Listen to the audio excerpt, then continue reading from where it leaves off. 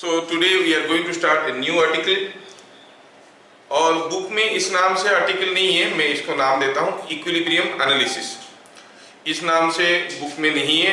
Book में ये जो चीज़ें मैं बता रहा हूँ वो न्यूटन्स लॉ चैप्टर में, फोर्सेस चैप्टर में मिला जुला करके देते हैं। I separately present them as equilibrium analysis. Topic का नाम है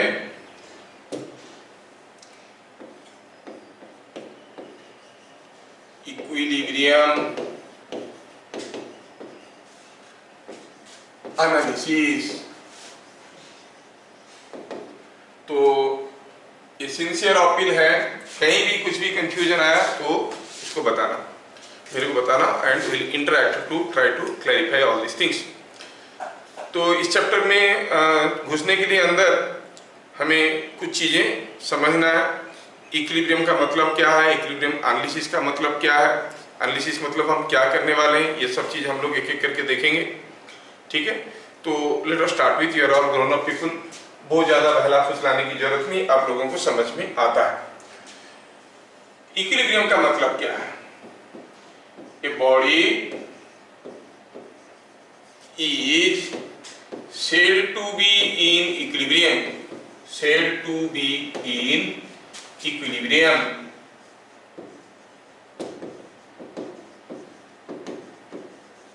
if it has no acceleration, it has no acceleration। कोई बॉडी इक्विलिब्रियम में है तब कहेंगे जब उसका कोई एक्सीलरेशन नहीं है। कितना सिंपल स्टेटमेंट है। एक्सीलरेशन मतलब क्या है? यहाँ पर तो आप जानते हो rate of change in velocity is called acceleration, that is correct, but that is what is called linear acceleration. There is another term called angular acceleration, जहाँ पर एंगुलर वेलोसिटी बदलता है। जैसे आप फैन को ऑन करते हो तो धीरे धीरे उसका एंगुलर स्पीड बढ़ते चलता है, बढ़ते जाता है, मतलब it is under angular acceleration और rotational acceleration. So there are two types of accelerations, linear acceleration and rotational acceleration. When I say the body has no acceleration, I mean both. Neither the body is having linear acceleration nor the body is having rotational acceleration. कोई acceleration नहीं है, मतलब it is moving with the constant speed और constant velocity, rather it is moving with constant velocity और it is at rest। तो example में कहेंगे, simple सा चीजें कहेंगे, a book kept on table, हाँ ये कोई एक्सीलरेशन नहीं है। अगर हम कहेंगे कि suppose A car moving with constant velocity, constant velocity, yes, this is also in, this car is also in equilibrium। Okay, तो इक्विलिब्रियम कितना सिंपल सा टर्म है। इस इक्विलिब्रियम को एनालिसिस करना है। बिफोर वी एनालाइज इक्विलिब्रियम हमें थोड़ा और एक चीज देखना है, what are different types of equilibrium. जब कोई बॉडी इक्विलिब्रियम में है तो उसके साथ एसोसिएटेड इक्विलिब्रियम भी डिफरेंट टाइप के होते हैं। So in second point we are going to see the types of equilibrium, types of equilibrium. ठीक है, तो सपोज मैं आपको एक केस देता हूं। सपोज ऐसे यहां पर कोई एक कोनिकल फ्रस्ट्रम है, ऐसा है, this is what is a conical frustum kept on ground like this.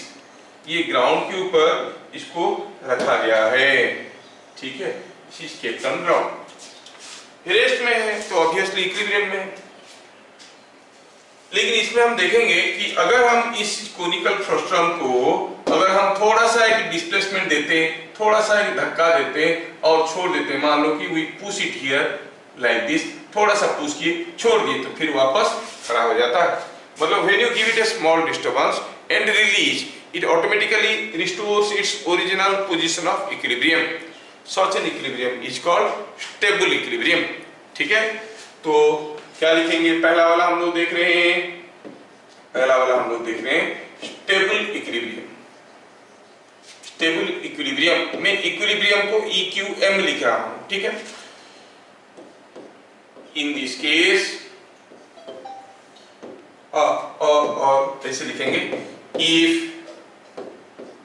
if body is given a small displacement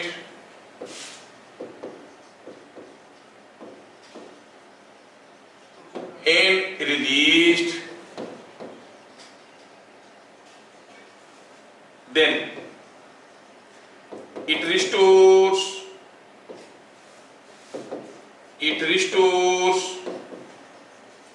its original position of equilibrium. मुझे आज पढ़ाने में कोई हड़बड़ी नहीं है. I know the importance of this chapter. I will go very slow.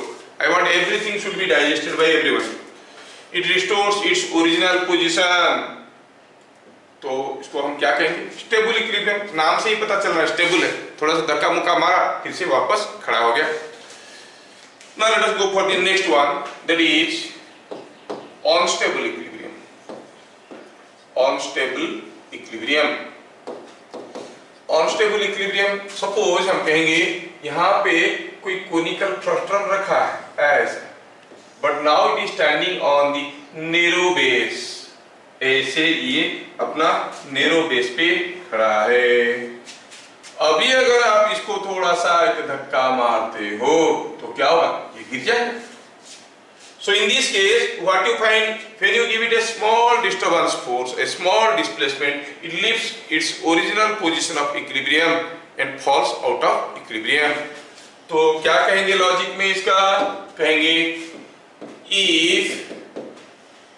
if a small displacement is given to the body and released, the body falls out of equilibrium position. ये अपना ओरिजिनल पोजीशन को restore नहीं करता है. You see it is unstable equilibrium. ठीक है.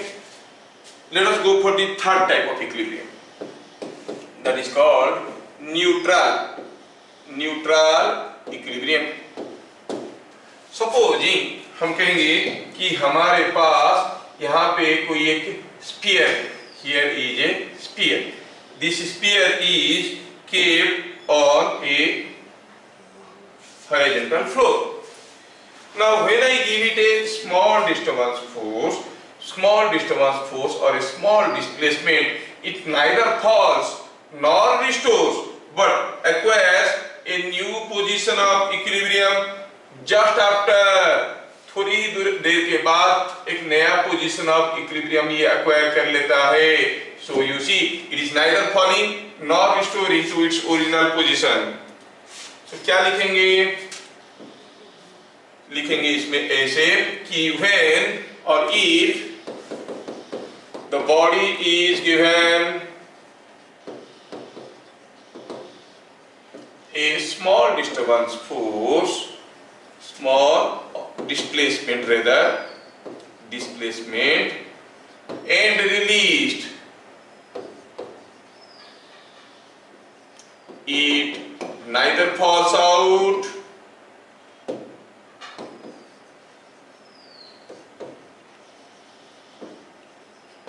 nor restores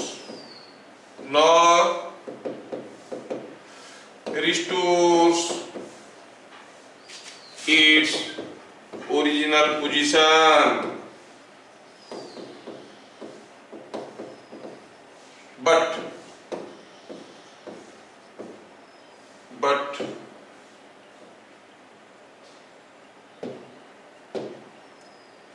it acquires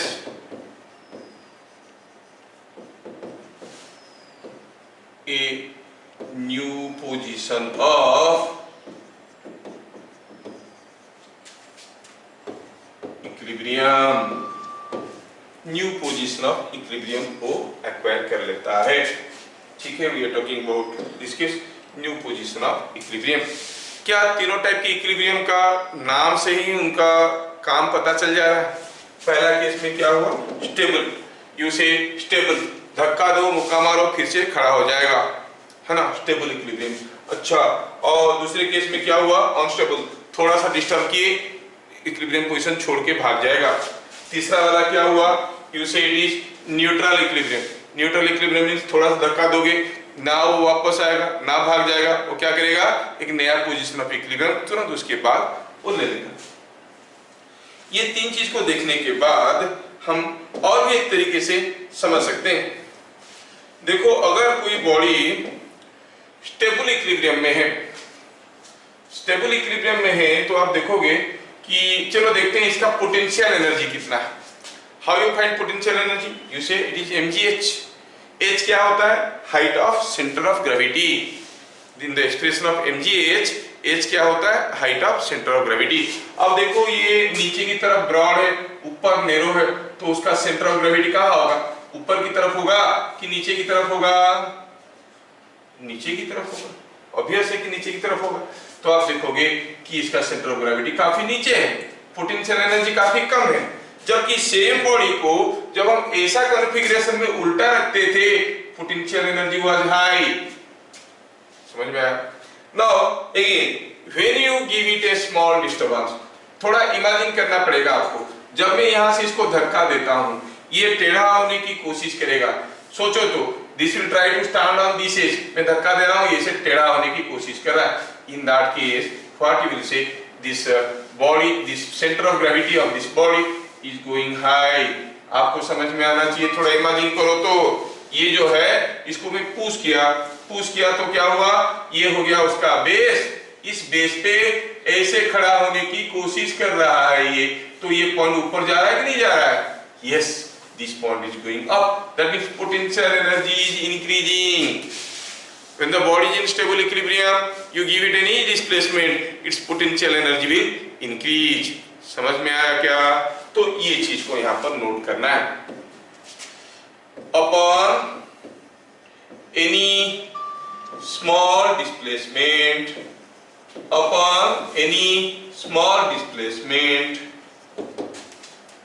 potential energy of the body increases. ठीक है, और स्टेबल इक्विलिब्रियम में हम देखें कि पोटेंशियल एनर्जी इज लेस। अगर दो तो बॉडी का दो अलग अलग कॉन्फ़िगरेशन दिया गया, पूछा गया दोनों में से कौन सा बॉडी ज्यादा स्टेबल है, आपको देखना पड़ेगा जिस केस में पोटेंशियल एनर्जी जितना कम है वो उतना ज्यादा स्टेबल है। जैसे सोचो आप खड़े खड़े ज्यादा स्टेबल हो, कि जब आप लेटे हुए हो तब स्टेबल हो, लेटे हो ज्यादा स्टेबल हो, because your potential energy is less. जितना कम पोटेंशियल एनर्जी होता है कोई बॉडी उतने ज्यादा स्टेबल होता है। ये जो क्लू मैं बता रहा हूं ये जरूरत पड़ेगा आगे आगे, ठीक है। तो हम क्या देखें, upon any small displacement potential energy of the body increases. Now go for the second case. If you go for the second case, इस केस में सोचो तो अगर इस बॉडी को मैं थोड़ा सा डिस्प्लेस करता हूं, try to imagine the situation. Now मैं इसको टेढ़ा किया तो क्या हो रहा है, देखो ये हो गया बॉडी, है ना, ये कुछ ऐसा पोजीशन में आ गया है। आपको क्या लग रहा है, this point is going up और going down, obviously it is going down, ये नीचे आ रहा है कि नहीं, इधर को आ रहा है, sorry,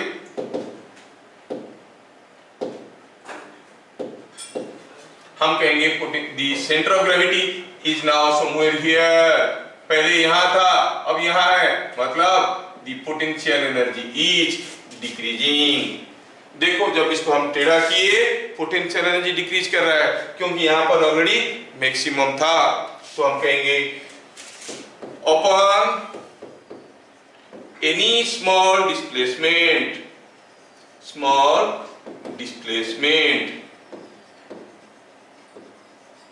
upon any small displacement,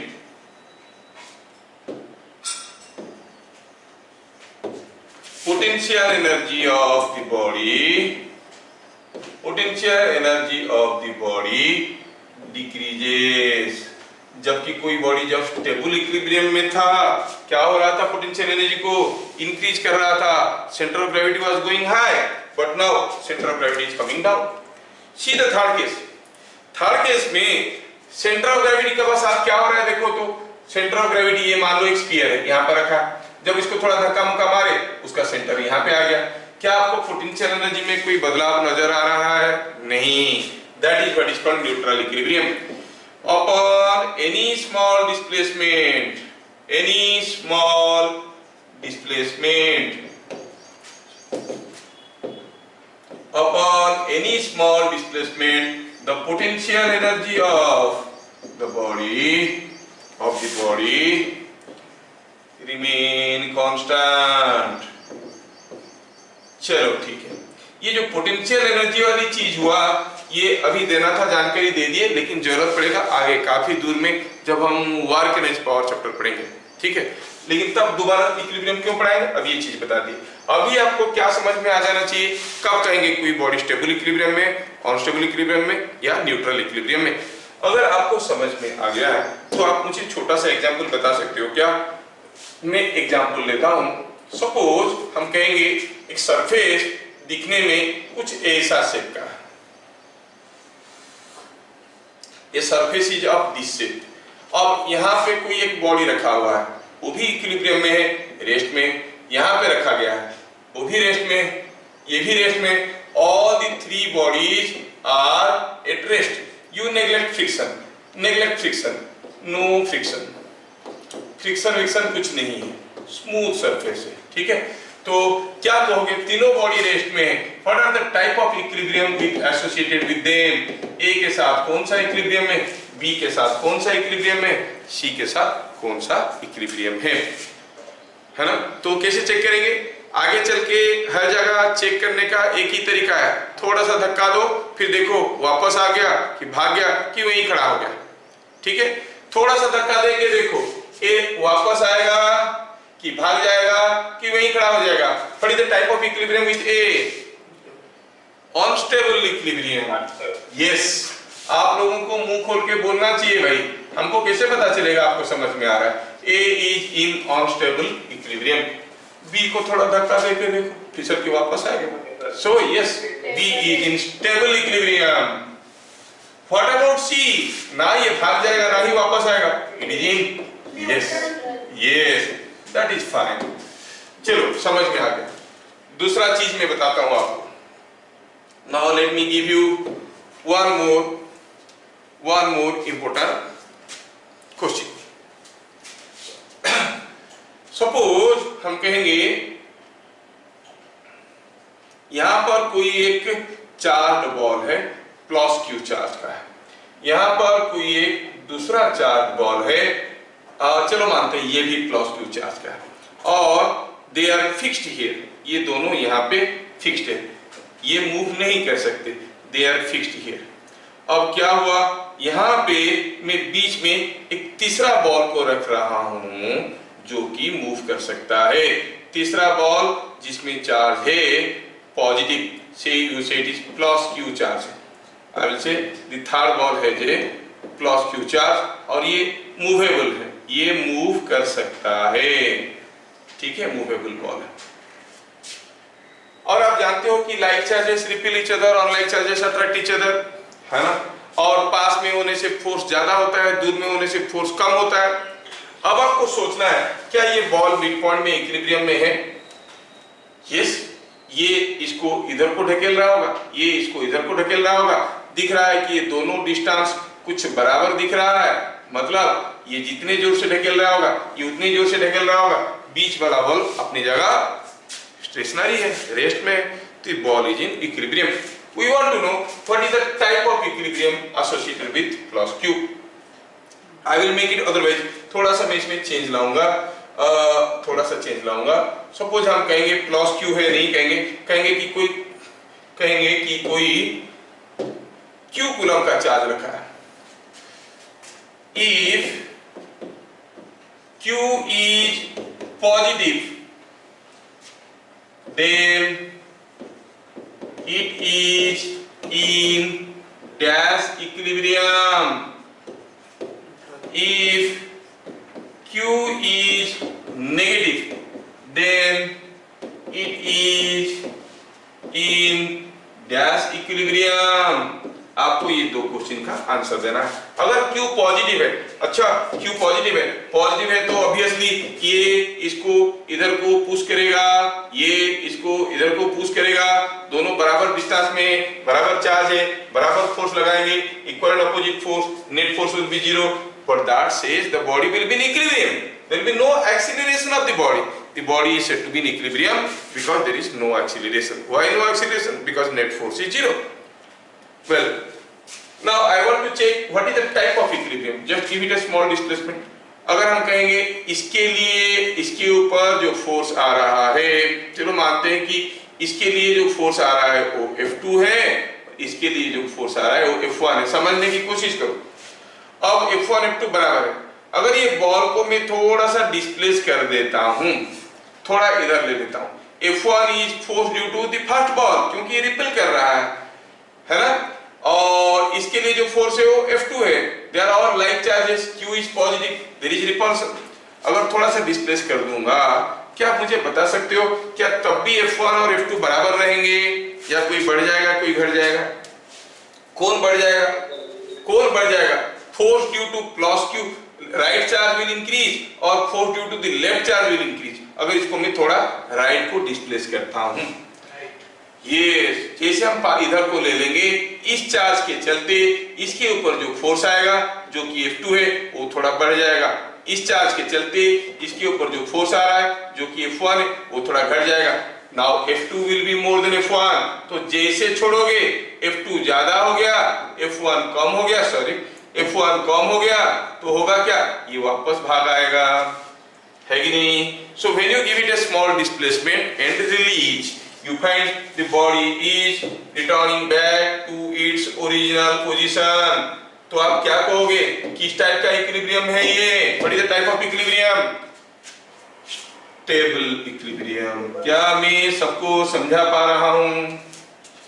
Now you think for Q to be negative. When Q is negative, अब ये चार्ज भी खींचेगा, अब ये नेगेटिव है, नेगेटिव है तो ऑनलाइन चार्जेस अट्रैक्ट, ये इसको खींचेगा, ये भी इसको खींचेगा, दोनों खींच रहे हैं, दोनों खींच रहे हैं, क्योंकि बीच में है तो बराबर फोर्स में खींच रहे हैं, नेट फोर्स जीरो है।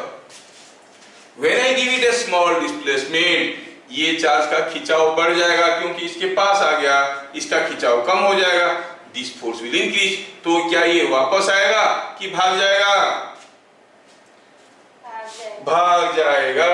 तो कौन सा इक्विलिब्रियम हो गया ये अभी? When Q is negative, type of equilibrium is unstable equilibrium। देखो आप लोग को समझ में आ रहा है, unstable equilibrium, ठीक है। खैर हम लोग अभी ब्रीफली सारा चीज देख लिए, एक छोटा सा आर्टिकल खत्म हो गया। इक्विलिब्रियम एनालिसिस हम लोग चैप्टर पढ़ रहे हैं। हम बताए कि पहले हमको समझाना है what is equilibrium. We have seen a body is said to be in equilibrium if it has no acceleration. Then we have seen the type of equilibrium: stable equilibrium, unstable equilibrium and neutral equilibrium. A body is said to be in stable equilibrium if after giving a small displacement it is released, it will again restore to its original position, है ना? Then it is in stable equilibrium. In case of stable equilibrium, potential energy of the body is minimum, and when you displace it, potential energy of the body increases. Body is said to be in unstable equilibrium if you give it a small displacement, it falls out of the equilibrium position, it's not able to restore। पूरा unstable है, ये नाम से ही पता चल रहा है। And when you give a small displacement, you see its potential energy is decreasing, ठीक है। तीसरा हो गया न्यूट्रल इक्विलिब्रियम, जिस केस में if you give a small displacement, the body neither falls nor restores its original position of equilibrium, rather it acquires a new position of equilibrium just after the displacement. धक्का दोगे थोड़ा सा हटके फिर से खड़ा हो जाएगा, है ना? कुछ बच्चे क्लास में भी ऐसे होते हैं, बहुत ज्यादा गाली करोगे, क्यों होमवर्क नहीं किया, मारपीट करोगे, अगले क्लास फिर आ जाएंगे, they are all stable students. कुछ बच्चे ऐसे होते हैं, एक दो थप्पड़ मारे, क्यों होमवर्क नहीं किया, अगले क्लास भागे, अनस्टेबल स्टूडेंट्स नहीं, ऐसे भी होते हैं। और कुछ बच्चों को धक्का मार मार के लेके जहां छोड़ोगे वहीं पे रहेंगे और आगे नहीं जाएंगे, they are all neutral students. अभी हम लोग देख लिए ये 3 किस्म का इक्विलिब्रियम और उसके करेस्पॉन्डिंग एग्जाम्पल्स। और इक्विलिब्रियम एनालिसिस का मतलब क्या है? What is the meaning of equilibrium analysis? क्या करना है, क्या देखना है? चलो पहले सोचते हैं कि कोई बॉडी अगर इक्विलिब्रियम में है मतलब उसका कोई भी एक्सीलरेशन नहीं है। अब कोई भी एक्सीलरेशन नहीं है, इस स्टेटमेंट को फैक्ट बनाने के लिए मतलब कोई भी एक्सीलरेशन कोई बॉडी का नहीं रहेगा। कब? There are 2 possibilities. अगर उसके ऊपर कोई भी फोर्स नहीं आ रहा तो एक्सीलरेशन नहीं है ना, या फिर उसके ऊपर कुछ फोर्सेस आ रहे हैं, सारे फोर्सेस का वेक्टर सम और रिजल्टेंट 0, ये भी तो हो सकता है। या तो उसके ऊपर कुछ भी फोर्स नहीं आ रहे हैं या फिर कुछ फोर्सेस आ रहे हैं, सारे का रिजल्टेंट 0 है। दोनों ही केस में कोई बॉडी इक्विलिब्रियम में रह सकता है क्योंकि उसका एक्सीलरेशन 0 होगा।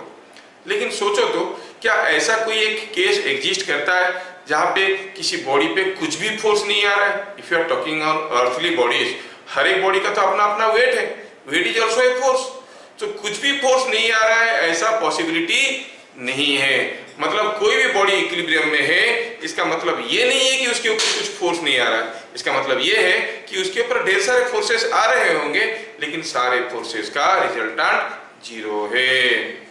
ठीक है, अब ठीक है, मतलब कोई बॉडी इक्विलिब्रियम में तो उसके ऊपर कुछ फोर्सेस है, सारे फोर्सेस का रिजल्टेंट 0 है। इक्विलिब्रियम एनालिसिस में हम लोग क्या करने वाले हैं? हम उन फोर्सेस के बारे में सब कुछ जानना चाहते हैं। सब कुछ मतलब जब हम किसी बॉडी पे एक फोर्स लगाएंगे, when we apply a force on a body, the effect of the force on the body depends upon 3 things.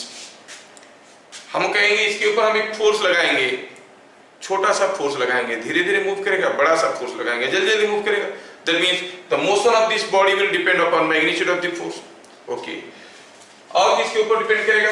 इधर को फोर्स लगाएंगे, इधर जाएगा, इधर को फोर्स लगाएंगे, इधर जाएगा, इधर को फोर्स लगाएंगे, ऊपर जाएगा, मतलब डायरेक्शन ऑफ फोर्स।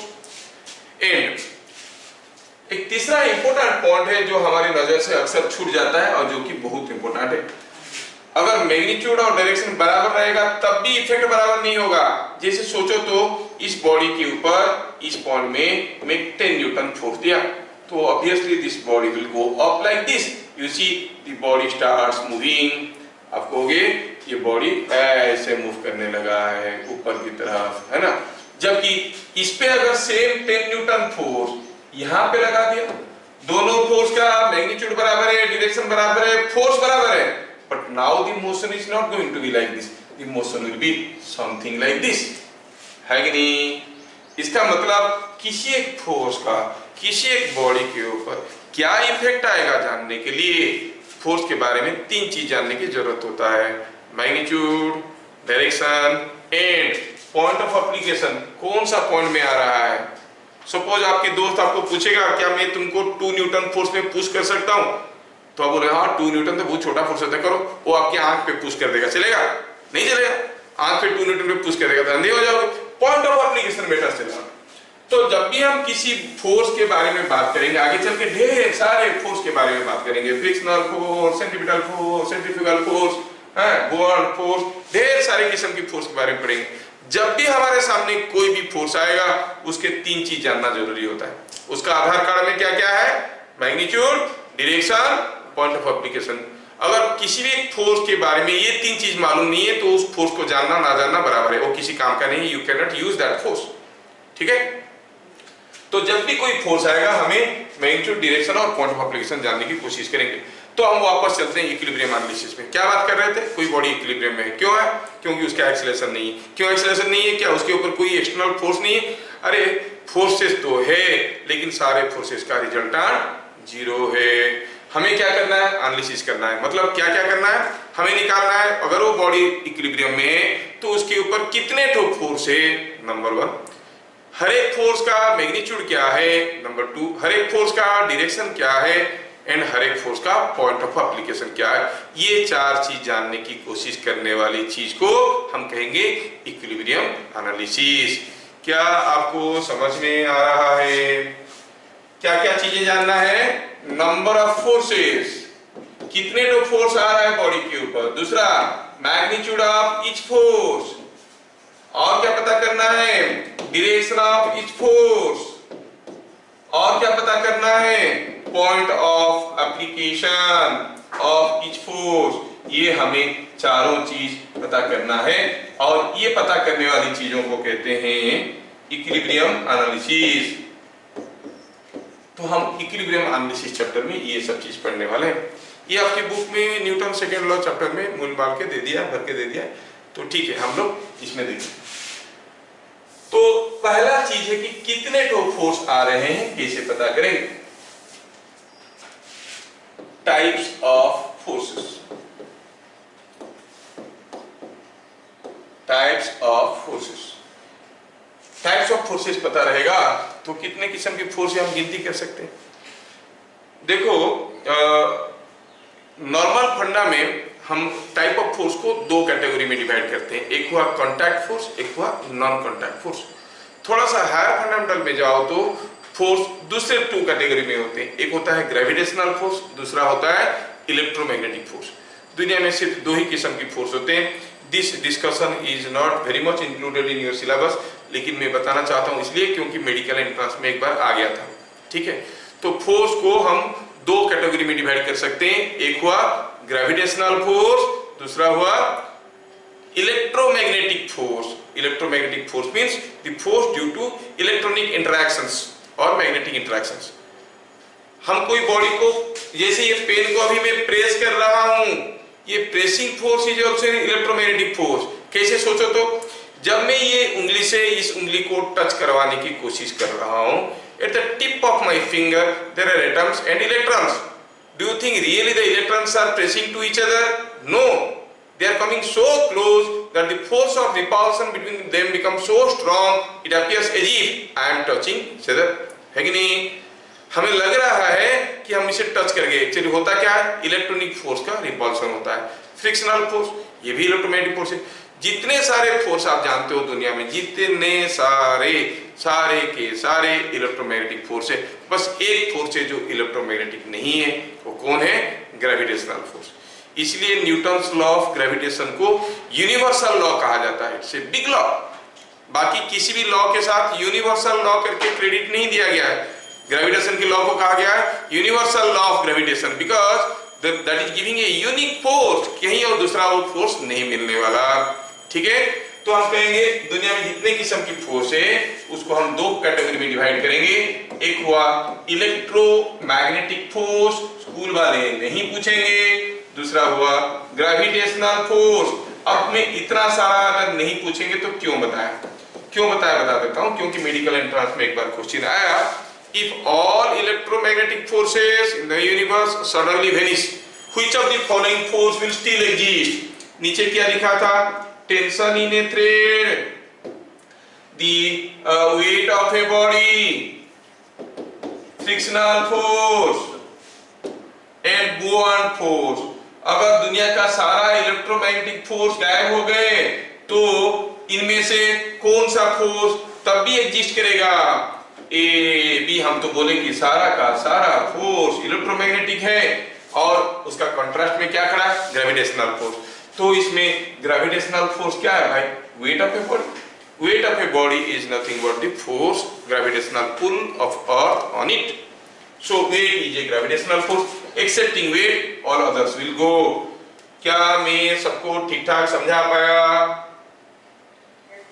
यस, मैं इसको नोट्स में नहीं दिया, जिनको लिखना है वो लिख लेंगे। मुझे मालूम है किसको किसको लिखना है, और उनको भी मालूम है मैं किन के लिए बोल रहा हूं, वो लिख देंगे। ठीक है, तो अभी हम चलते हैं टाइप्स ऑफ फोर्सेस में आपकी लेवल में। फोर्स को दो टाइप के लेंगे, एक हुआ कॉन्टैक्ट फोर्स, दूसरा हुआ नॉन कॉन्टैक्ट फोर्स। ठीक है, फील्ड फोर्स पहला हुआ, सॉरी हम कहेंगे फोर्स क्या हो गया, फील्ड फोर्स और नॉन कॉन्टैक्ट फोर्स। देखो जब भी कोई force is suppose to manifest, कोई भी फोर्स जब एक्शन में आता है, दो चीजों की जरूरत होता है, एक एजेंट होता है और एक ऑब्जेक्ट होता है। एजेंट ऑब्जेक्ट के ऊपर फोर्स लगाता है, ये सारा चीजें बारीकी से आपको समझना चाहिए, बहुत इंपॉर्टेंट है। ठीक है, एजेंट ऑब्जेक्ट के ऊपर फोर्स लगाता है, उस फोर्स को एक्शन कहते हैं। और आप पढ़े होगे for every reaction there is an equal and opposite reaction. अब वो ऑब्जेक्ट एजेंट के ऊपर फोर्स लगाता है, उसको रिएक्शन कहते हैं। अगर एजेंट ऑब्जेक्ट के अंदर है, ऑब्जेक्ट का अपना बाउंड्री है, उसके अंदर है और फोर्स लगा रहा है तो हम उसको इंटरनल फोर्स कहेंगे। एजेंट अगर ऑब्जेक्ट का बाहर है तो फोर्स को हम कहेंगे एक्सटर्नल फोर्स। जैसे आप मान लो कि गाड़ी में गाड़ी खराब हो गया है, आप बाहर से खड़े होके उसको ढकेल रहे हो, so you are the agent, this is the object, you are applying a force, you are staying where outside the boundary of the object, the force you are giving is an internal force, sorry external force। लेकिन सोचो तो अगर कोई car है, ये सब चीजों को हम लोग नहीं लिखेंगे, मैं खाली आपको याद दिला देता हूँ ताकि आप लोग क्लास 10 में पढ़े होंगे। सपोज आपका गाड़ी नहीं चल रहा है, आप क्या किए हो, पीछे वाले सीट पे बैठ के आगे वाला सीट को पुश कर रहे हो, you are also applying some force on the car, but the agent which applying the force is inside the boundary of the object, so the force is an internal force। so simple definitions, ठीक है, so simple definitions, external force, internal force, balanced force, unbalanced force, कितने किस्म की categorisation करेंगे to analyze the effect of a force। लेकिन basically मैं आपको बताना ये चाहता हूँ कि जब भी कोई फोर्स एक्शन में आता है, कैसे आता है, एक एजेंट आता है और एक ऑब्जेक्ट आता है, एजेंट ऑब्जेक्ट के ऊपर फोर्स लगाता है। अगर एजेंट ऑब्जेक्ट को टच करके फोर्स लगाएगा, the force is in contact, तो हम उसको कहेंगे कांटेक्ट फोर्स। अगर बिना टच किए फोर्स लगाया तो उसको हम कहेंगे नॉन कांटेक्ट फोर्स और फील्ड फोर्स। समझ में आया क्या? If two bodies exert forces on each other, ऐसा कभी नहीं होता है कि एक बॉडी एक के ऊपर देता है, दूसरा चुपचाप फोर्स ले रहा है। If two bodies exert forces on each other without touching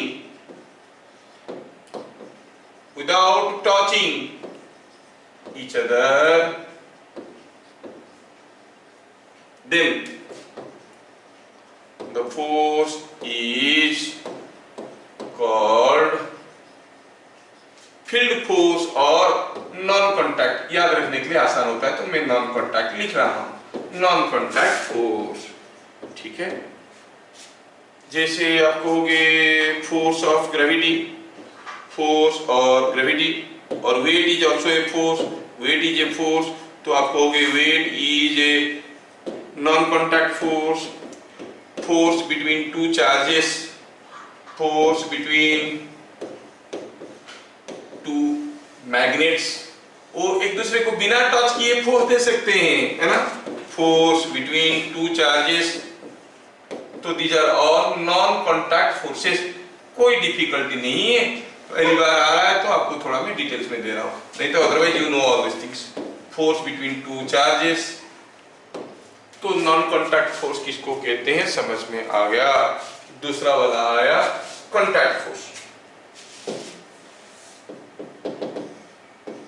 contact force नाम से ही पता चल रहा है, नाम से ही पता चल रहा है कि एक एजेंट दूसरे ऑब्जेक्ट को टच करते हुए कुछ फोर्स दे रहा है। कॉन्टैक्ट फोर्स, द एजेंट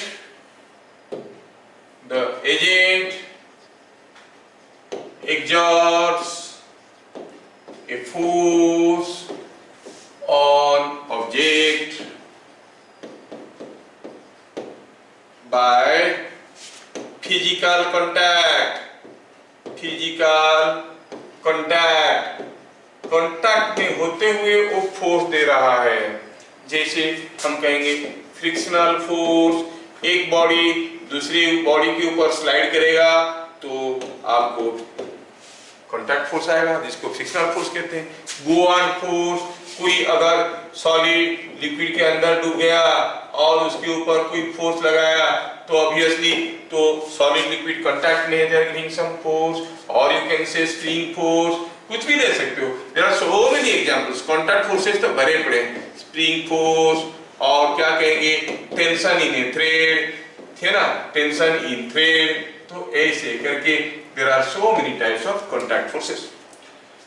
तो जब contact force non contact force समझ में आ गया, हमने कुछ स्पेसिफिक कांटेक्ट फोर्स के बारे में अभी समझना है। तो हमें क्या देखना है, हम क्या करने जा रहे थे, इक्विलिब्रियम एनालिसिस। उसमें हमें क्या क्या देखना था, कोई बॉडी अगर इक्विलिब्रियम में है, पक्का उसके ऊपर कुछ फोर्स है जिनका रिजल्टेंट 0 है। हमें पता करना था कितने ठो फोर्स है, हर एक फोर्स का मैग्नीट्यूड क्या है, डायरेक्शन क्या है, पॉइंट ऑफ एप्लीकेशन क्या है। पहला पार्ट पे हम लोग काम कर रहे हैं अभी, क्या, कितने ठो फोर्स आ रहा है। तो हम देखेंगे ये बॉडी कितने जगह कांटेक्ट में है, जितने जगह कांटेक्ट में है वहां पर फोर्स आ रहा होगा, प्लस देखेंगे कोई ग्रेविटेशनल फील्ड या इलेक्ट्रोस्टैटिक फील्ड या मैग्नेटिक फील्ड है क्या, तो उसके लिए भी कुछ फोर्स आ रहा होगा। हमें फील्ड फोर्स देखना है, कांटेक्ट फोर्स देखना है। तो it is very easy to count the number of forces acting on a body. जैसे हम जानते हैं कि एवरी कांटेक्ट पॉइंट में बॉडी एक दूसरे के ऊपर फोर्स देंगे। जैसे मैं कहूं कि सपोज हम कहेंगे here is a sphere, here is another sphere and here is a cylinder in which the two spheres are kept. नाम इसका है ए, नाम इसका है B, the two spheres are there. हमें क्या पता करना था, इक्विलिब्रियम एनालिसिस करना था, जिसका शुरुआत कहां से होता है, कितने ठो फोर्स आ रहे हैं। हम देख रहे हैं कि ए भी रेस्ट में है, बी भी रेस्ट में है। क्या आप बता सकते हो number of forces on A कितना है, number of forces on B कितना है। देखना है कि कितने टो फोर्स आ रहा है, जानने के लिए देखेंगे। हम तो जानते हैं कि दो किस्म का फोर्स होता है, contact force, non contact force. कहां कहां पर कांटेक्ट में, ए इस वॉल के साथ टच कर रहा है और ये बॉल के साथ टच कर रहा है, two contact points are there, तो दो कांटेक्ट फोर्स है और क्या है, एक नॉन कांटेक्ट फोर्स है ए के साथ, क्या है इसका weight is a non contact force, 2 + 1 that is equal to 3। B के ऊपर कितने टो फोर्स है, कोई बता पाएगा क्या, number of forces acting on B 4। यहाँ पे कांटेक्ट में एक फोर्स ले रहा होगा, यहाँ पे कांटेक्ट में एक फोर्स ले रहा होगा, यहाँ पे कांटेक्ट में एक फोर्स आ रहा होगा, तो there are 3 contact forces plus 1 field force, the weight, so you say there are 4 forces. So knowing the number of forces is not a big deal for you now. Well, next step हो गया, हर एक force का magnitude, direction, point of application जानना। बारीकी से हम लोग आगे आगे जा रहे हैं। We go to the next point. I give a name normal reaction. ध्यान रखना, धीरे धीरे मैं मैकेनिक्स में घुस रहा हूं। नॉर्मल रिएक्शन क्या है ये, whenever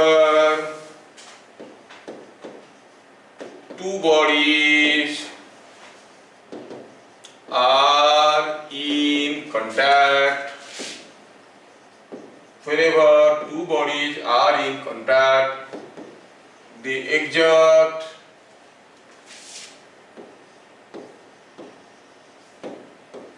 equal and opposite forces onto each other, opposite forces onto each other, ठीक है, in a direction normal means perpendicular, normal to their smooth surfaces of contact, smooth surfaces of contact, smooth surfaces of contact। देखो ध्यान से, ये मैं क्या बताना चाहता हूं, स्मूथ सरफेसेस ऑफ कांटेक्ट। यहाँ पर एक इंपॉर्टेंट पॉइंट में ले रहा हूं, यहाँ पे आप भूलना मत, उसको याद रखना, स्मूथ। पहला चीज हुआ कि जब भी दो बॉडी आपस में कांटेक्ट में है, wherever two bodies are in contact, जहां पर भी कांटेक्ट में है, they will exert forces onto each other। ये उसके ऊपर फोर्स देगा, ये उसके ऊपर फोर्स देगा। कैसा force, equal and opposite force. When I am standing here and suppose here is a man standing on floor and suppose he is pushing the wall with whatever force he is pushing the wall with an equal and opposite force, the wall must be pushing it back. That is Newton's third law, जो कि हम लोग देखेंगे। इसलिए इस article को Newton third law में लाया जाता है, न्यूटन लॉ में लाया जाता है। लेकिन मुझे पता चला कि इसमें से कुछ इंपॉर्टेंट चीजों को अगर हम समझ जाएंगे तो न्यूटन लॉ समझने में हमको कोई दिक्कत नहीं होगा। तो ये आदमी इसको टच किया है यहाँ पर, टच करते हुए जितना फोर्स लगाएगा उतना ही फोर्स आएगा। वेल, ये समझ में आ गया। दूसरा हुआ, जब भी दो बॉडी कांटेक्ट में है, सपोज हम कहेंगे here is a sphere and this sphere is now hanging in equilibrium being connected to a wall. किसी एक वॉल के साथ बांध दिए, अब ये झूल रहा है, कहां जाएगा? इक्विलिब्रियम में। At this contact point sphere wall के ऊपर कुछ फोर्स दे रहा होगा, वॉल उसके ऊपर इक्वल एंड अपोजिट फोर्स दे रहा होगा। The contact forces are always equal and opposite. There is no example, no case where the contact forces are unequal or not opposite. समझ में आ रहा है क्या? Remember, contact forces are always equal and opposite, and that is on the basis of Newton's third law. लेकिन उतना काफी नहीं है, यहाँ पर और भी कुछ बोला जाता है। Whenever two bodies are in contact, they exert equal and opposite forces. Okay, यहाँ तक हम convinced है onto each other in a direction normal to their smooth surfaces of contact. ये पार्ट को समझना है, normal to their smooth surfaces of contact। क्या बोल रहे हैं? यहाँ पे ये फोर्स देगा तो normal to the sphere surface देगा, ये फोर्स देगा तो normal to the wall देगा। क्यों ऐसे नॉर्मल क्यों देगा? अरे असलियत तो ये है कि सोचो, यहाँ पर हम बात कर रहे हैं स्मूथ सरफेस का, कोई रफनेस नहीं। सपोज हम कहेंगे ये वॉल जो है, ये बोर्ड जो है एब्सोल्युटली स्मूथ है और मैं उसको पुश कर रहा हूं और मैं देख रहा हूं कि मैं इक्विलिब्रियम में हूं। सोचो तो, मैं अगर ये स्मूथ है और इसको मैं ऐसे पुश करने की कोशिश करूंगा, मैं तो फिसल जाऊंगा। मतलब जब मैं ऐसे पुश करूंगा, टेढ़ा करके ओब्लिकली पुश करूंगा इस सरफेस को, क्या मैं इक्विलिब्रियम में रह सकता हूं? नहीं, this will start sliding. But then अगर मुझे पुश भी करना है और इक्विलिब्रियम में रहना है तो I have to push only in the normal direction. Body अगर इक्विलिब्रियम में है, पक्का the force must be normal, नहीं तो ये फिसलता हुआ नजर आता है कि नहीं? कोई स्मूथ सरफेस को पुश करने के लिए कहा गया, ये सरफेस स्मूथ है, पुश करो और रेस्ट में रहो, डोंट मूव, तो क्या करोगे आप? सीधे इसको normal to the surface push करोगे, टेढ़ा करके पुश करोगे, आप खुद फिसल जाओगे। लेकिन यहाँ पर तो देख रहे हो कि ये surfaces are at rest, body is at rest, there is no relative sliding between the body and the wall, that means the forces must be normal if the surfaces are smooth. अगर surface smooth नहीं है, rough है, तो फिर बात बदल जाएगा। ये नॉर्मल हो भी सकते हैं, नहीं भी हो सकते हैं, कुछ भी हो सकते हैं। We cannot say that the force is normal. Remember, smooth and normal both are related to each other. If the surfaces are smooth, the force will be normal. If the surfaces are not smooth, force may be normal, may not be normal. Friction के बारे में एक separate chapter हमारे सामने आएगा, थोड़ी देर में, काफी देर में आएगा। एक चैप्टर नाम होगा फ्रिक्शन। तब हम हर जगह फ्रिक्शन को घुसेड़ते जाएंगे और ये फोर्सेस का डायरेक्शन को बदलते जाएंगे। अभी हम ये मान के चलेंगे कि we are going very smooth, there is no friction. Let us see next contact force, you call it tension in a massless thread। अब जब हम थ्रेड कहेंगे, it is to be taken as massless, नहीं तो हम उसको massive रोप कहेंगे। कोई रस्सी का और थ्रेड का अंतर ये है, थ्रेड मींस अगर लिखा गया है थ्रेड तो आपको सोचना है कि उसका मास 0 है, ठीक है। अगर हम कहेंगे कोई रोप, ठीक है, और केबल ऐसे कहा गया है तो mass is not 0, in that case mass will be given to you. I am talking about a massless thread, ठीक है, इसके बारे में बात कर रहा हूं। तो ठीक है, और कभी कभार ऑथर को समझ में नहीं आता है तो लिख देते हैं, ऑथर भी तो हमारे जैसे इंसान ही है, वो लिख देंगे थ्रेड, ये करके थ्रेड लिख देंगे थ्रेड का मास है 2 kg। सो चलो एक्सेप्ट करते हैं, अर्थात थोड़ा थ्रेड और इंग्लिश का गड़बड़ है, हम लोग एक्सेप्ट कर लेते हैं कि वो रोप के बारे में बोल रहा है, गलती से थ्रेड लिख दिया, ठीक है ना। और फिजिक्स में एक भी गलती आपको कहां से कहां पहुंचा देगा। Never commit any mistake. Tension in A massless thread. What is tension? Tension is what? What is the physical quantity represented by tension? Work, energy, power, velocity, momentum, force, acceleration. क्या है tension? Tension is a what is tension? Force है, सबको मालूम।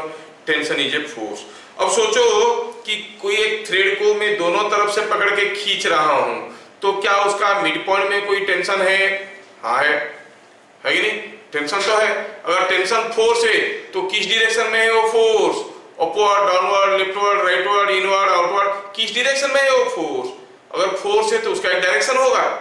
When I pull the thread at both the ends, there must be some tension at the midpoint. What is the tension direction if it is a force? We confuse. So let us understand what it really means by tension in a thread.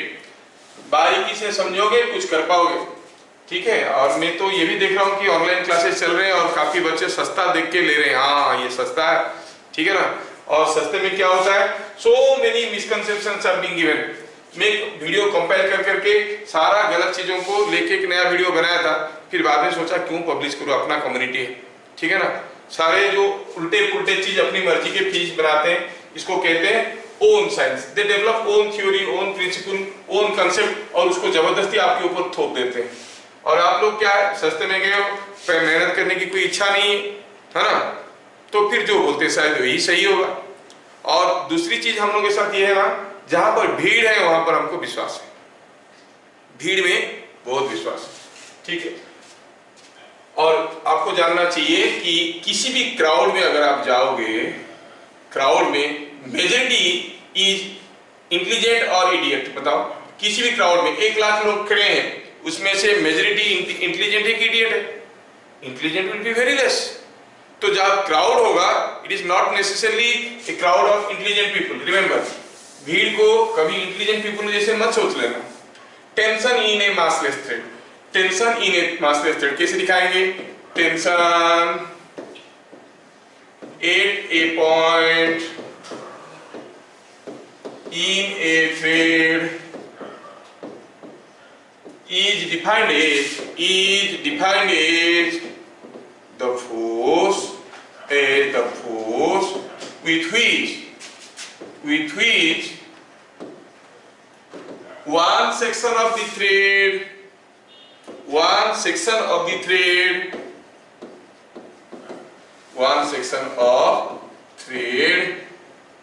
pulls the other section at that point। उसी point में एक section दूसरे section को कितने जोर से खींच रहा है। Remember, tension is always a pulling force. आप थ्रेड लगा के किसी को पुश नहीं कर सकते। You can pull something using a thread, but you can not push. Now what it says, जैसे मान लो कि हमारे पास यहाँ पे कोई एक थ्रेड बंधा हुआ है और उस थ्रेड को सपोज आपने कोई एक 10 न्यूटन फोर्स लगा के खींचने लगे। You pull it with a 10 Newton force. Obviously, some tension is produced. Question is, what is the tension? What is the tension here? You clearly see when you are pulling it. Obviously, this thread is not moving because it is tied here. इधर बांध दिया गया है, तो आप कहोगे यहाँ पर कोई टेंशन, मतलब टेंशन तो है, ये थ्रेड मूव नहीं कर सकता। टेंशन निकालने का तरीका क्या बताया? Tension at a point is defined as the force with which one section of thread pulls the other section। यहाँ पे टेंशन चाहिए तो पहले आप इसको 2 टुकड़े बनाओ, ये एक टुकड़ा, और आप इसको 10 न्यूटन में खींच रहे हो। सोचो, मैं इसको यहाँ से काट दिया तो देखा कि जैसे मैं इसको खींच रहा था तो ये दोनों सेक्शन को अलग कर दिए, तो क्या हुआ, ये सेक्शन इसको इधर खींच रहा था, ये सेक्शन इसको इधर खींच रहा था, है कि नहीं? तो हम कहेंगे ये सेक्शन के ऊपर एक फोर्स था। कैसे था? थोड़ा सा और मिटा देते हैं तो मुझे दिखाने में आसान होगा। हाँ, ये सेक्शन के ऊपर एक फोर्स था। कैसे? इधर को, तो ये सेक्शन इधर खींच रहा था, ये सेक्शन इधर खींच रहा था। with whatever force they are pulling, that is what is called tension in the thread। समझ में आया क्या? with whatever force it is pulling, that is called tension in the thread। मुझे इस पॉइंट में टेंशन चाहिए था, मैं इस पॉइंट को कट किया और ऑब्जर्व किया कि इधर वाला सेक्शन को उधर वाला सेक्शन खींच रहा है, उधर वाला सेक्शन को इधर वाला सेक्शन खींच रहा है। with whatever force they are pulling each other, that is the tension। तो जैसे मैं आपको शुरू में पूछा what is the tension at the midpoint, tension is not defined at a point, it is defined on a section। किसी section के ऊपर, इस सेक्शन के ऊपर इधर को है, इस सेक्शन के ऊपर उधर को है। Tension is acting on A section. हाँ तो भाई कितना है? अब ये ऊपर वाला थ्रेड तो मूव नहीं कर रहा है क्योंकि बंधा हुआ है, ठीक है, ऊपर वाला थ्रेड मूव नहीं कर रहा है। ऊपर वाला थ्रेड नहीं मूव कर रहा है तो ऑब्वियसली इसका ये वाला पार्ट भी तो मूव नहीं कर रहा है. Why this part is not moving? You are pulling with 10 Newton and the other section is pulling it with T and this section is not moving. What it means? What is the tension? इसमें से क्या conclusion आया? T का value कितना होने से ये section move नहीं करेगा? T का वैल्यू कितना होने से ये सेक्शन मूव नहीं करेगा? That is 10 Newton. So you say when you are pulling at one end, the tension is 10 Newton. है ना? Think. I change the case. Suppose हम कहेंगे here is another thread and you are pulling it in opposite directions with 10 Newton. क्या आप में से है कोई पहलवान जो फटाफट मुझे बताएगा what is the tension in the thread? इधर को खींच रहे हैं 10 न्यूटन, इधर को खींच रहे हैं 10 Newton. what is the tension in the thread? 20. देखो देखो देखो. Any other? 10 ही रहेगा. देखो दिमाग लग रहा है किसका किसका. तो मुझे कौन बताया 10? Who told it is 10 only? Aditya नंदन. अरे ये कब घुस गया अंदर? आदित्य नंदन. अच्छा तो सोचो तो यहाँ पे मुझे टेंशन पता करना है. पता करने का तरीका क्या है? पहले उसको यहाँ से काटो, दो टुकड़ा करो और देखो कि ये इधर खींच रहा है 10 न्यूटन में, ये इधर खींच रहा है 10 न्यूटन में. ये वाला सेक्शन को ये वाला सेक्शन इधर खींच रहा है विद सम फोर्स T. ये वाला सेक्शन को ये वाला सेक्शन खींच रहा है with some force T and thread is not moving. This thread is not moving means this is also not moving. If this is not moving then what you say about T? ये move नहीं कर रहा है. इधर को T है उधर को 10 है. T must be equal to 10 Newton. क्या मेरी बात हजम हो रहा है? ओके. टेंशन के बारे में एक इंपॉर्टेंट पॉइंट हम लोग देख लिए. Now we shall see the next important point about tension. Next important point क्या है? When a massless thread, मैं बार-बार massless लिख रहा हूं जबकि thread मतलब massless है, लेकिन क्या करूं कुछ लोग मुझे तंग करते हैं बुक ऑथर्स, इसीलिए लिखना पड़ता है. When a massless thread passes a massless continuous thread. एक minute. massless continuous thread, continuous thread passes over smooth supports, over smooth supports. The tension at every point, tension at every point remains same. Every point remains same. ठीक है. यहां पर दो adjective में use किया हूं. पहला हुआ मासलेस, ये तो इंपॉर्टेंट है ही. Continuous, passes over smooth supports. तीनों में से कोई एक भी पॉइंट मिस कर जाएगा, statement becomes invalid. If it is not massless, statement is invalid. If it is not passing over smooth supports, statement is invalid. If it is not continuous. अब continuous thread का मतलब क्या है? Continuous thread का मतलब हुआ there is no cut in the thread, nor there is any knot in the thread. You understand? कोई गांठ नहीं है यहाँ पर, कहीं भी thread में कोई cut नहीं. Are you getting? If there is no cut, no knot in the thread, you say the thread is continuous. तो इस स्टेटमेंट में मैं क्या बोलना चाहता हूं? Let me try to justify. Supposing हम कहेंगे यहाँ पर कोई एक केस ऐसा है, यहाँ पर एक पुली है, हाँ, और चलो मानते हैं कि यहाँ पे कोई एक दूसरा पुली है. पुली यू अंडरस्टैंड ना, कुएं से पानी निकालते हैं तो पुली है. ये यहाँ पर से कोई थ्रेड ऐसे गया है नीचे, थ्रेड को इधर बांध दिए हैं. Thread goes like this, like this, like this. एक ब्लॉक ऐसे झूल रहा है. अच्छा, सेम फिगर को मैं दोबारा ड्रॉ करना चाहूंगा. सेम फिगर को दोबारा ड्रॉ करना चाहूंगा. ठीक है.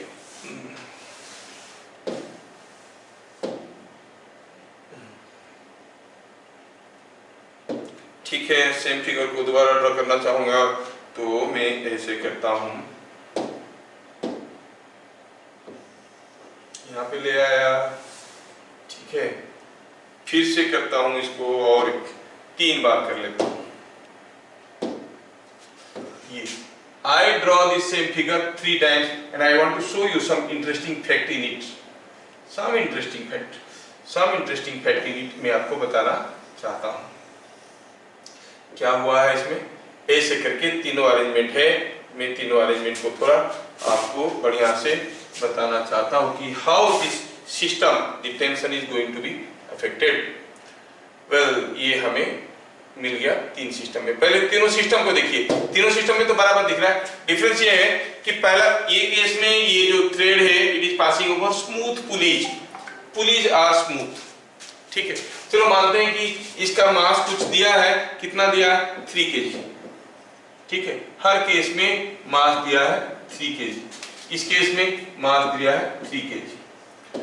Think of the first case, I locate several points on this thread. I say the points are A, B and C. You see the thread is passing over smooth supports and the thread is continuous. तो हम कहेंगे कि इसमें हर जगह tension बराबर होगा, TC will be equal to TB will be equal to TA। कितना होगा, चलो सोचते हैं।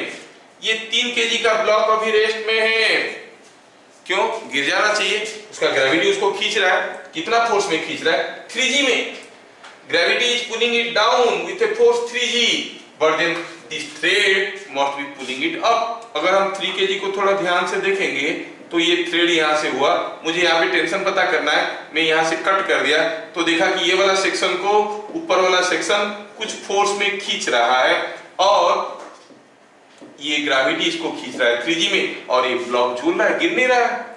मतलब TA कितना है 3G और 30 न्यूटन। क्या बात सबको समझ में आया, कैसे टेंशन A becomes 30 न्यूटन सबको समझ में आया? Is it understood? Once again मैं जानना चाहता हूं कि what is the tension at A point में टेंशन जानने की तरीका क्या था। To know the tension at A हमें क्या करना है भाई, थ्रेड को काटना है, थ्रेड को काट दिए, देखो यहां से हम थ्रेड को काट दिए। अब ये थ्रेड का ये वाला सेक्शन को ऊपर वाला सेक्शन खींचेगा, कितने जोर से खींच रहा है, जितने भी जोर से खींच रहा है that is the tension at A। Now look at this system, ऊपर की तरफ खींचा हुआ है TA और ग्रेविटी खींच रहा है 3G, अगर मास है m, वेट होता है mg, ये तो सबको मालूम होगा 3G, और ये ब्लॉक अभी रेस्ट में है, मूव नहीं कर रहा है, क्या मतलब हुआ TA must be equal to 3G, है ना। सो 3G मींस G को 10 ले लेते हैं तो इट इज कमिंग 30 न्यूटन। हाँ, ये बात सबको समझ में आ गया, है ना, ये समझ में आ गया, ठीक है। अब see the second case. Second case में मैं थोड़ा सा बदलाव करना चाहता हूँ। व्हाट आई डू, मैं ये जो आपका थ्रेड था यहाँ से, इस थ्रेड को I will not allow to go like this, I will take it otherwise. मैं कहूंगा कि ये थ्रेड ऐसे जा रहा है, मैं थ्रेड में थोड़ा सा चेंज ला रहा हूँ, प्लीज कोऑपरेट। हाँ, तो थ्रेड ये पुली तो ऐसा जा रहा है, अब मैं क्या किया, थ्रेड को थोड़ा ऐसे ले लिया। ऐसा कैसा रह सकता है, हाँ रह सकता है। I put a knot here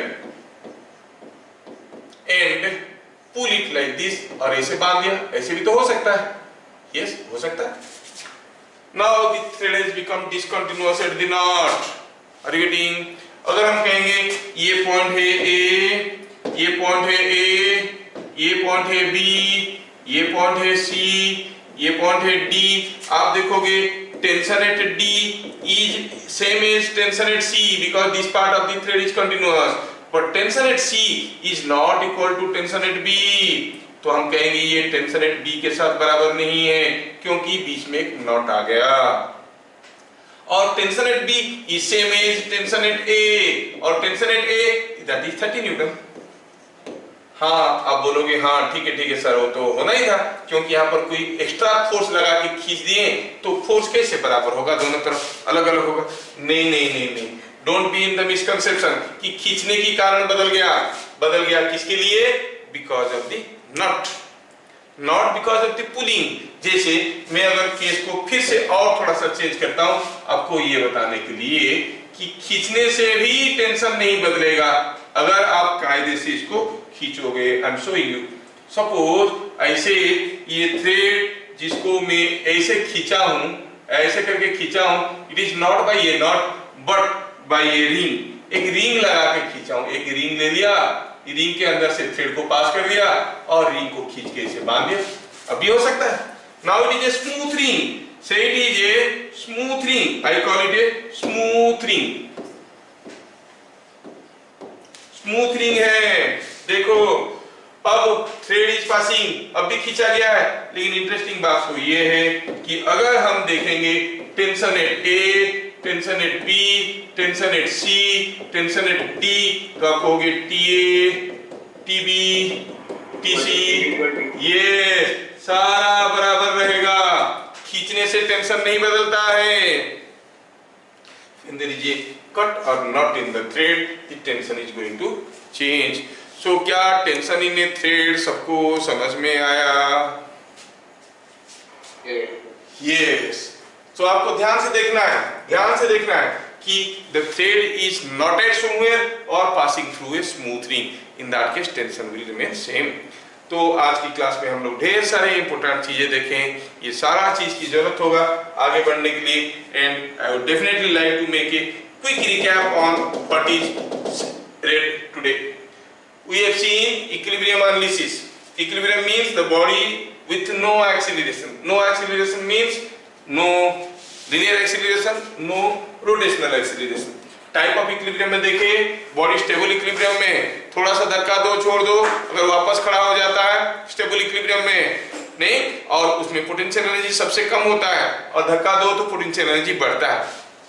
अच्छा, दूसरा क्या हुआ? अनस्टेबल इक्विलिब्रियम, थोड़ा सा धक्का दो इक्विलिब्रियम पोजीशन छोड़ के भाग जाता है ना, और इसमें होता ये है कि पोटेंशियल एनर्जी ज्यादा रहता है, और धक्का दोगे तो पोटेंशियल एनर्जी घटता है। ठीक है। तीसरा हुआ न्यूट्रल इक्विलिब्रियम, इसमें थोड़ा सा धक्का मारो, ना ये गिरता है ना ही वापस आता है, लेकिन क्या होता है, ये थोड़ा सा हटके फिर से खड़ा हो जाता है, और due to displacement potential energy में कोई बदलाव नहीं आता है। देखो, centre of gravity is at the same level, centre of gravity में कोई बदलाव नहीं आ रहा है। फिर हम लोग देखे examples on this type of equilibrium. Then we see forces are basically of two types. Of the class हम लोग देख लिए कि फोर्सेस दो टाइप के हैं, एक है इलेक्ट्रोमैग्नेटिक और दूसरा है ग्रेविटेशनल। लेकिन as for your syllabus there are two forces, one is contact force and other is non contact force. ठीक है, ये भी चीजें आपको समझ में आ गया। सबसे इंपॉर्टेंट चीज था नॉर्मल रिएक्शन। जब भी दो बॉडी आपस में कांटेक्ट में है, they will exert forces onto each other in a direction normal to their, perpendicular to their smooth surfaces of contact. And thirdly we have seen what is tension in a thread. Tension in a thread at any point is defined as the force with which one section of the thread is pulling the other section. ये सब question इतने बार इंट्रांसेस में आए हैं कि थक गए, लेकिन किसी भी बुक में टेंशन के बारे में कुछ नहीं लिखा है। That is another tension. ठीक है, और क्या देखें कि when a thread, massless thread, continuous thread passes over smooth surface, the tension at every point remain same. That is what is depicted here. इतना सारा चीज को बढ़िया से समझ के आना, तभी जाके कुछ हो पाएगा। तब तक के लिए जय Hind. Thank you so much.